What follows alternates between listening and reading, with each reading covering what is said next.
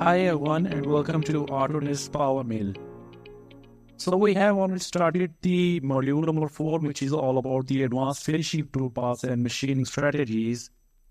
And we have covered the 3D offset finishing, coasted Z finishing, corner finishing, row line finishing, parametric offset finishing, parametric spiral finishing, pattern finishing, profile finishing, project curve finishing, and line finishing.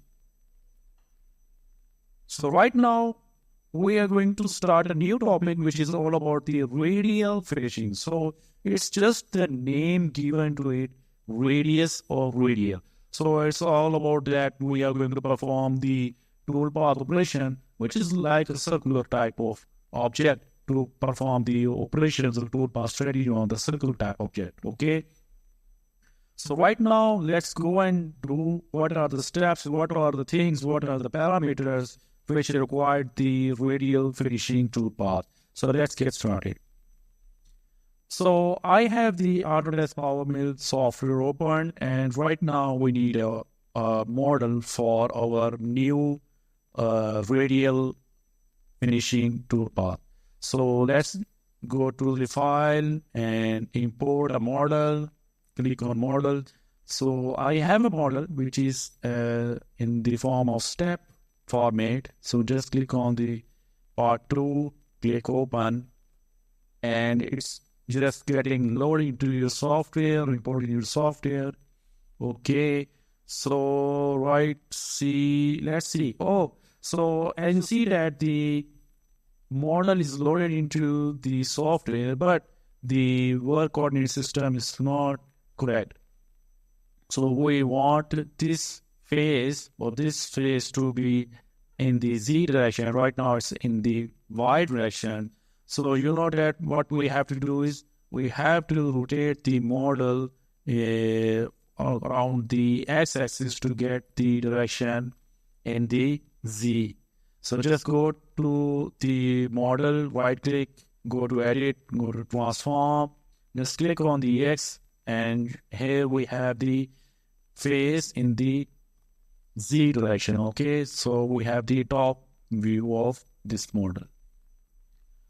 So let's get to the radial finishing toolpath. Just go to the toolpath and click on the toolpaths and go to finishing. And in the finishing, you will find out the radial finishing. And you see that this is a circular object. I have a circular object and I have a curve type part. You see that it's a shallow part. So let's go and apply the radial finishing on this part. Just click on OK. So the first thing, you know that we have to give a name to the toolpath. Just go and write the name, radial finishing. And you have to select the block. Just click on the block, calculate it. Okay, we have the block view. Just click on this view to relate it to your required view. And I just hide this view.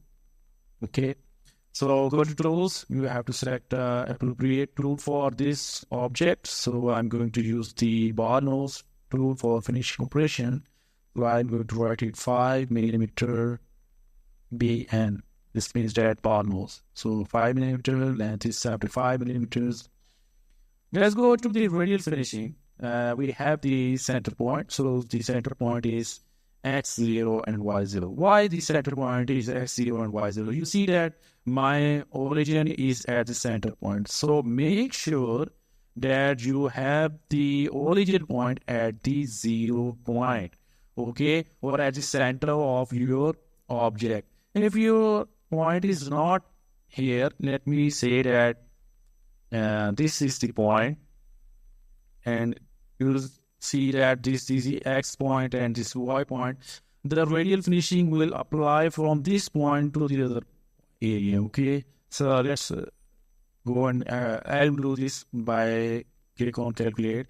And you see that the radial position, the center point is this, and it's apply on this area. Okay, so this is not appropriate for this such type of thing. So what you have to do is you have to define the center point of where you have to start the operation.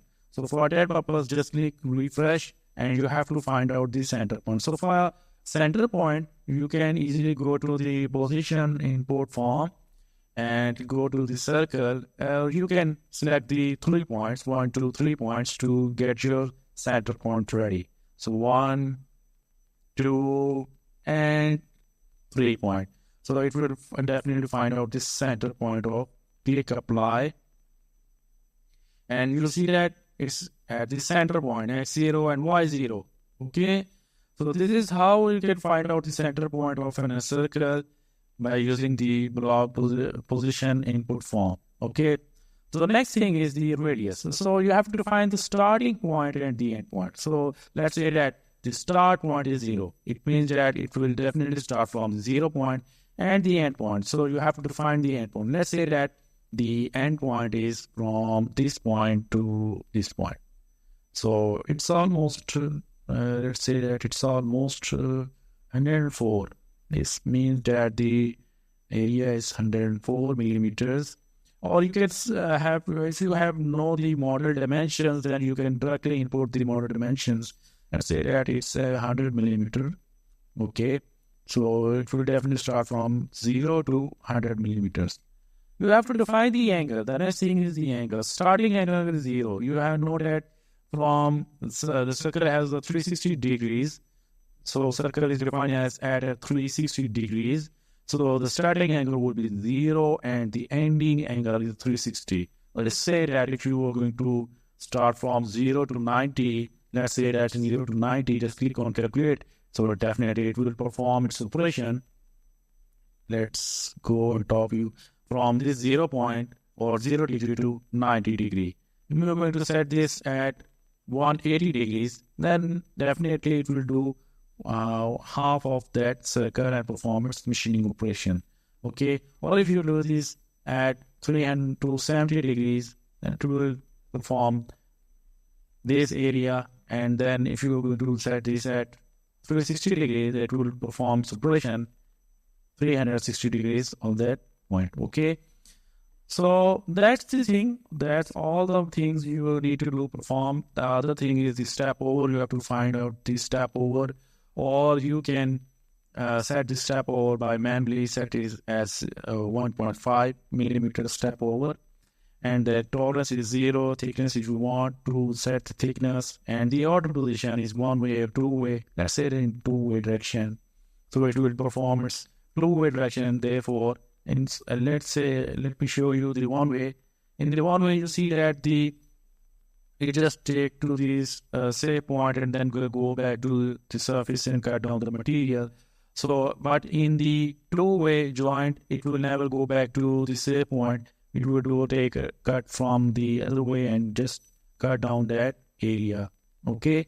So there is no step overs. There is no safe step overs over here, and limitize the tool control and access safe points. Okay. So it will take from this point and then go back to its here. Okay. So this is how the radial finishing toolpath works. There is no such other things you need to do. Just go to the leads and links and check out the leads and links. And the links I have seen set it as a straight and safe point. Feed and speed, you have to set this spindle speed 15,000 according to your machine specifications as well. Okay, just click on close, go to the simulation. We have the radial finishing toolpath here. Click play and you'll see over it how it actually looks like. So 0, 1, 2, 3, 4, 5, 6, 7, 8, 9, 10. According to the step over you have set it. Okay. So if the step over is 1 millimeter, so this means that it will take 1 degree, 0, 1 degree, 2, 3, 4, 5, 6, 7, 8, 9, 10 degrees, and up to 360 degrees cutting way. Okay. So if you close down to 0.1, then it will definitely take smaller step over and give you high finishing on your object. So you have to define your step overs according to the tool feature or tool design or tool geometry, and what type of your model geometry is and how much finishing you require it. Okay. So all these things are dependent upon the tool, machine, and the strategy you are applying on it. So that's it for the radial finishing. Hope you like the video. Hope you understand the parameters I have set it here. It's very simple, it's easy, and it's very clear. That's it for the radial finishing. Thank you very much.